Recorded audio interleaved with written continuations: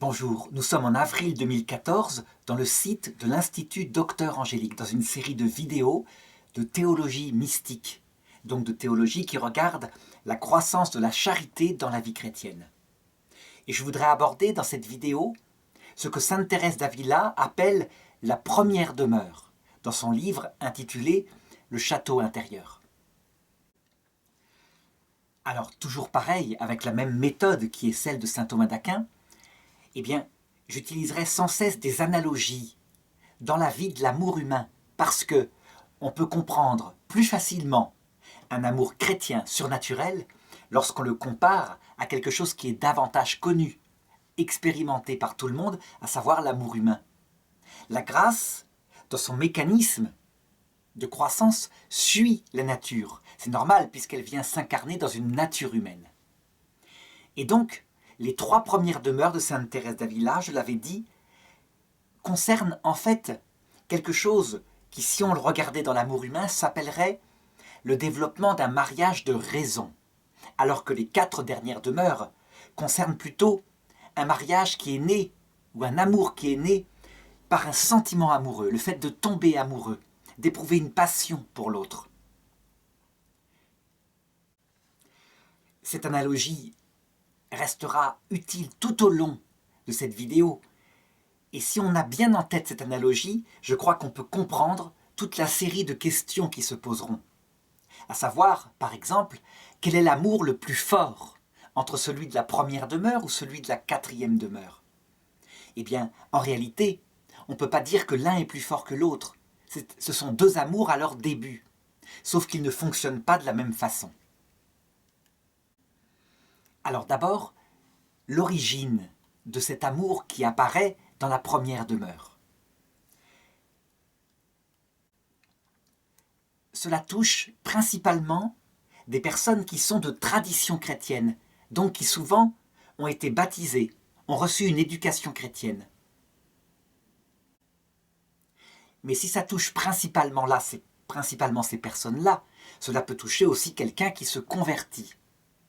En réalité, il s'agit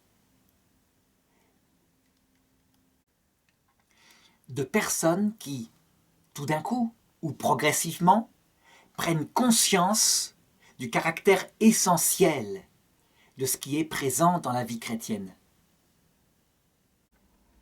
C'est une prise de conscience de l'intelligence, qui se rend compte que, en fait, après parfois avoir vécu une vie parfaitement mondaine, donc donnée aux activités du monde, eh bien qu'il y a, dans la finalité proposée par la foi chrétienne, quelque chose de plus essentiel que tout. Parce que ça donne sens à toute la vie, parce que c'est la sagesse, donc la science des saints, celle qui donne sens à toute l'existence humaine. Dans cette première demeure, on voit bien que ce qui se met en marche en premier, c'est l'intelligence qui raisonne, qui réfléchit, qui médite. Alors que, si on compare à la 4e demeure, eh bien, ça fonctionne tout à fait différemment. C'est plutôt le surgissement dans le cœur d'une sensation brûlante ou douce de la présence de Dieu. On peut donc dire que, pour la première demeure, ça correspondrait à une femme ou un homme qui, ayant vécu sa vie solitaire un certain temps, tout d'un coup se dit « Mais je ne peux pas vivre comme cela seul toute la vie. Il faut que je prenne les moyens pour construire un foyer, pour trouver une femme que j'aimerais. » Et donc ça va aboutir à la décision de ce qu'on appelle habituellement un mariage de raison. Évidemment, si cet homme ou cette femme prennent conscience comme cela, ils ne sont pas contre le fait de tomber amoureux de celle qu'ils vont rechercher. Mais le point de départ de cette première demeure est un raisonnement de l'intelligence.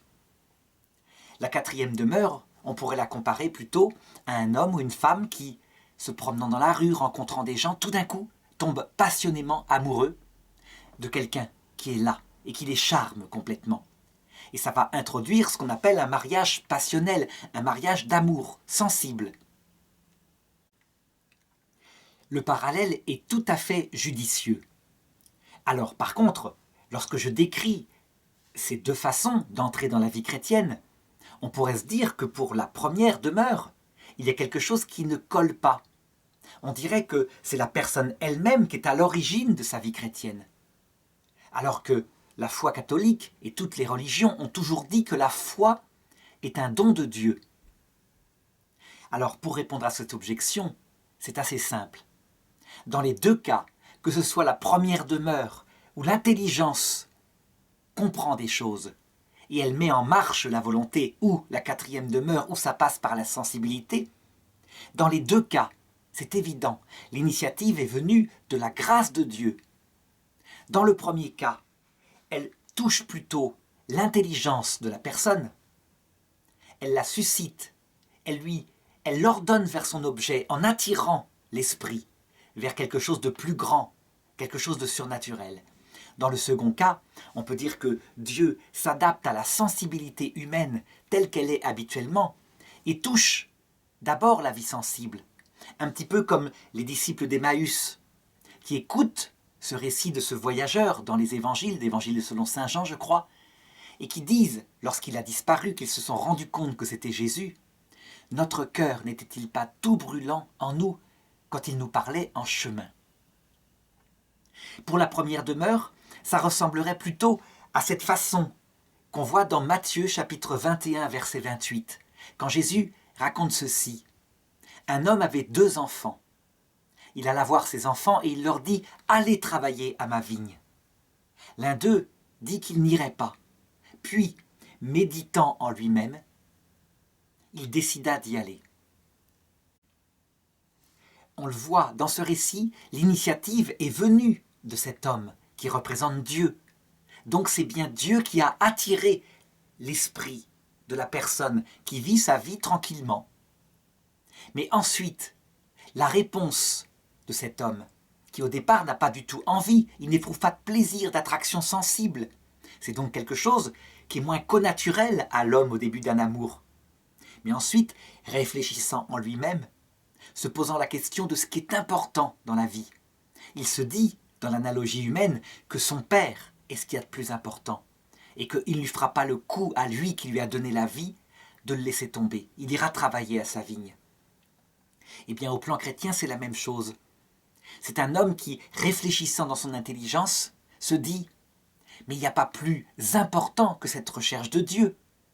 Si Dieu existe, et puisqu'il existe, indépendamment de ce que j'ai ressenti de sa présence, il faut absolument mettre en premier Dieu dans ma vie. » Et à ce moment-là, la décision est prise, l'homme démarre dans une vie chrétienne, à la première demeure, et va prendre les moyens pour réaliser ce qu'il a décidé avec sa volonté. Alors on pourrait se poser la question, quel est le siège d'où part l'activité de cette première demeure? Eh bien, toujours pareil, en comparant avec l'amour, avec le départ d'une vie chrétienne de la quatrième demeure, un amour sensible, on peut tout à fait facilement distinguer les deux. Dans la quatrième demeure, l'origine de tout, c'est la sensibilité. Le cœur sensible est pris, on tombe amoureux de la présence de Dieu, on ressent quelque chose qui fait plaisir, qui est parfois très fort, parfois très doux, mais qui de toute façon attire et fait plaisir. Donc la quatrième demeure est comparable à celle d'un jeune homme qui est charmé par la beauté, la façon de bouger de cette jeune fille qu'il voit, et du coup, attiré de manière connaturelle par sa sensibilité, il va se mettre à s'imaginer qu'elle est ce qu'elle paraît, qu'elle est douce, qu'elle est pure, qu'elle est limpide, etc. Dans la première demeure, eh bien les choses fonctionnent autrement. Le siège premier, le point de départ, c'est donc l'intelligence qui réfléchit à ce mystère chrétien, qui le médite, qui comprend qu'il y a là, par exemple, quelque chose de logique. Donc, l'apologétique, par exemple, c'est-à-dire des arguments extérieurs qui montrent l'importance de la foi chrétienne, peuvent être à l'occasion de l'entrée de certaines personnes dans cette première demeure, dans cette démarche volontaire vers Dieu. L'intelligence raisonne, elle réfléchit, elle considère que c'est donc la première place qui doit être donnée à ce mystère chrétien. Et l'intelligence portée par la grâce, une grâce qui l'a attirée à Dieu, décide que la volonté doit prendre les moyens. Donc c'est elle qui met en marche la volonté du croyant. Alors que dans la quatrième demeure, on peut dire que c'est la sensibilité qui met en marche la volonté, parce qu'on éprouve un grand plaisir et donc qu'on veut partir à la recherche de ce Dieu. On vend tout pour lui dans les deux cas. Alors une fois avoir bien saisi le siège d'où démarre cette vie chrétienne dans ces deux cas, eh bien il faut se poser la question de l'avantage et de l'inconvénient de chacun de ces points de départ. On peut dire que c'est exactement les mêmes avantages et inconvénients qu'on voit dans la naissance d'un amour humain. Il faut regarder non seulement qui est la personne qui démarre la vie chrétienne, quelle est sa mentalité, mais il faut regarder aussi ce qu'est la nature humaine, ce qui correspond le mieux à un amour qui démarre. Les deux doivent être considérés. Alors pour l'expliquer, voilà. D'abord, qui est la personne qui vit le début de cet amour? Si on regarde les femmes telles qu'elles se comportaient en Bretagne, par exemple dans le Finistère, les femmes de marins, au début du XXe siècle, on s'aperçoit qu'elles sont tout à fait différentes des femmes actuelles au début du XXIe siècle. On m'a raconté qu'une de mes grands-tantes avait choisi son mari. Elle avait 17 ans et elle décide que ce sera tel homme particulier parce que il ne boit pas alors que les autres sont très souvent pris par la boisson, qu'il est travailleur et qu'il va à la messe. Donc, dans son projet de vie, avec son intelligence, elle ne s'occupe pas tellement de ce qu'elle ressent, lequel est le plus beau, lequel l'attire plus. Mais elle regarde avec son intelligence de jeune femme qui a déjà travaillé depuis 5 ans, celui qui est véritablement un homme bien. Une telle façon de démarrer un amour, si on le proposait à une jeune femme du XXIe siècle en Europe, l'horrifierait. Elle dirait « mais j'en suis tout de même pas là. J'en suis pas à cette façon de faire. Il faut tout de même être un peu amoureux. » Je ne dis pas que la femme du XIXe siècle, cette tante, cette grand-tante, ne regardait pas non plus la beauté de ce garçon. Certainement qu'elle la regardait. Mais le critère premier était différent. Mais il faut dire que leur mentalité, leur force de caractère était différente. Et donc, je dirais que pour un tempérament, quelqu'un de volontaire, quelqu'un qui a une intelligence très performante, la voie de la première demeure est souvent la plus adaptée. Pour quelqu'un qui est fort sensible, fort sentimental, qui a plus de fragilité intérieure aussi, mais qui paraît beaucoup plus humain, c'est la quatrième demeure qui seule marchera. Il n'y aura de conversion vers le Christ que si elle éprouve un grand sentiment d'amour, une passion pour le Christ. De la même façon que les jeunes femmes du XXIe siècle n'entreront pas dans le mariage sans tomber amoureuses.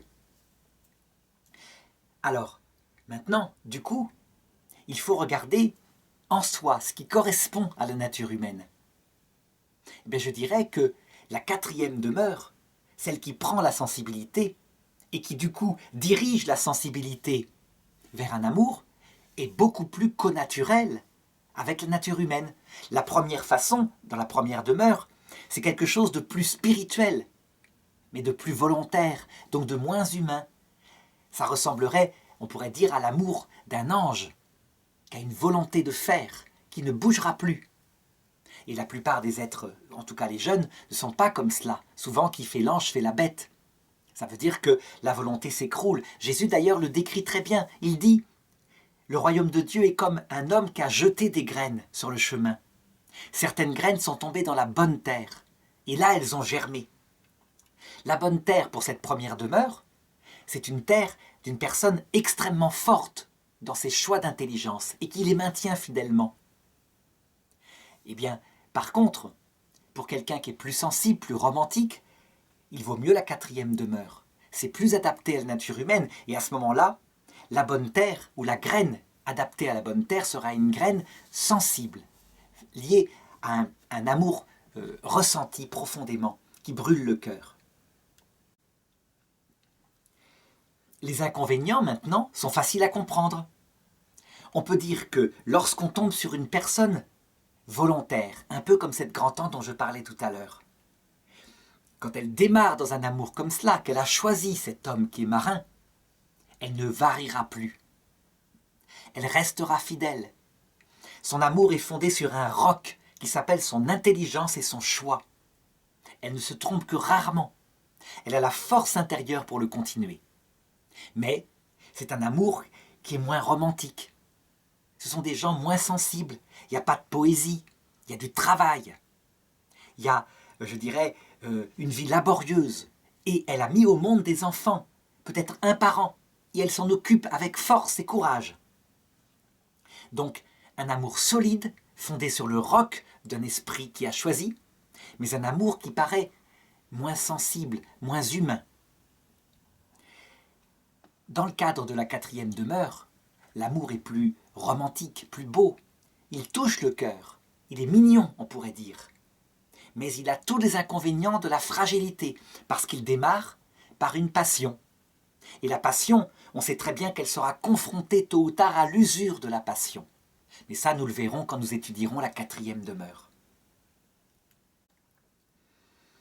Alors enfin, dernier point que je dois ajouter sur l'étude de cette première demeure.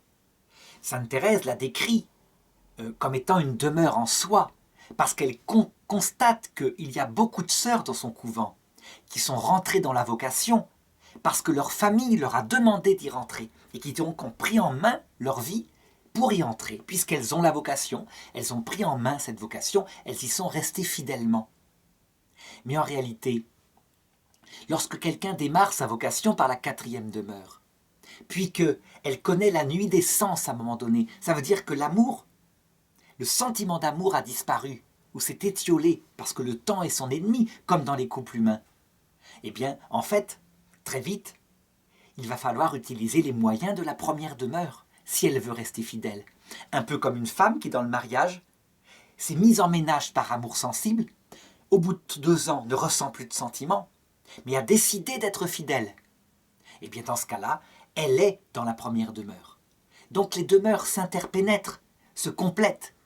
Tout ce qu'on va dire maintenant, dans les vidéos suivantes sur les moyens qu'on utilise pour développer un amour de raison, sera tout à fait utilisable dans la nuit des sens, dans la 5e demeure, donc un peu plus tard. Alors je disais que cette première demeure est donc un amour de l'intelligence, qui met en marche la volonté vers Dieu. Donc qui provoque un amour spirituel volontaire vers Dieu. Mais la volonté a un deuxième aspect dans son exercice. Elle est efficace. La volonté, c'est d'abord de l'amour. Notre intelligence présente à notre volonté le bien, et notre volonté s'y tourne, portée par cette illumination de l'intelligence. Donc l'amour est un amour volontaire. On veut connaître Dieu, on veut l'aimer. Et dans le cas d'un mariage de raison, on veut aimer cet homme qu'on choisit et fonder avec lui une famille. Deuxième aspect de la volonté, l'efficacité qui porte sur les moyens. Ça veut dire que l'intention de vie va déboucher immédiatement sur la prise de moyens adaptés pour la réaliser. Dans un mariage de raison, par exemple, eh bien, on va discuter, on va faire ensemble des projets. On a rencontré par exemple un garçon par agence matrimoniale, ou alors on l'a choisi parce qu'il correspondait à ce qu'on voulait. Et après avoir fait des plans ensemble, eh bien, on passe à l'acte, on se marie, on achète une maison, etc. Eh bien, dans le cadre de la première demeure, c'est exactement pareil. Celui qui y entre volontairement, porté par la grâce, comme je le disais, va mettre en marche les moyens qu'il faut pour marcher vers Dieu. Et ces moyens, je les étudierai un par un dans les vidéos suivantes. Le premier, qui est immédiat, qui est le plus important, le plus central, s'appelle l'oraison, l'oraison de l'intelligence. Donc je le distinguerai de ce qu'on appelle l'oraison du cœur, portée par la sensibilité dans la 4e demeure. À savoir qu'on passe du temps à essayer de s'approcher de Dieu par une prière silencieuse. On le fréquente, mais on le fréquente forcément par la méditation. On réfléchit à son mystère, puisqu'on n'éprouve pas de sentiments. on veut l'aimer.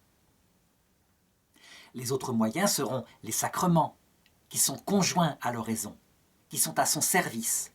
Et puis, on peut ajouter la liste complète de tout ce qui peut exister. Par exemple, la Lectio Divina. C'est logique, puisqu'on veut aimer Dieu. Dans ce mariage, cette première demeure, eh bien, on va chercher à le connaître. Et pour le connaître, on va lire sa parole, l'Écriture sainte. Mais on va très vite se rendre compte que la parole de Dieu, s'y plonger directement comme cela, ça a des inconvénients. Elle est confuse, elle n'est pas facile, il y a des choses qui sont mélangées. Il ne révèle pas tout au début. C'est comme un paquet de lettres qui ne sont pas en ordre. Si bien que l'un des moyens qui va être utilisé, c'est la théologie, la formation intellectuelle. La théologie, c'est-à-dire l'étude de ce qu'est Dieu, de ce qu'il veut, mais une étude ordonnée cette fois, cohérente, rationnelle.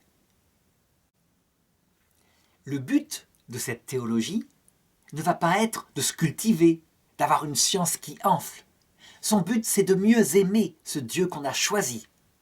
Et donc, c'est une théologie qui est au service de la Lectio Divina, qui elle-même est au service d'une meilleure connaissance de Dieu, qui elle-même est au service de l'oraison, telle qu'on la pratique.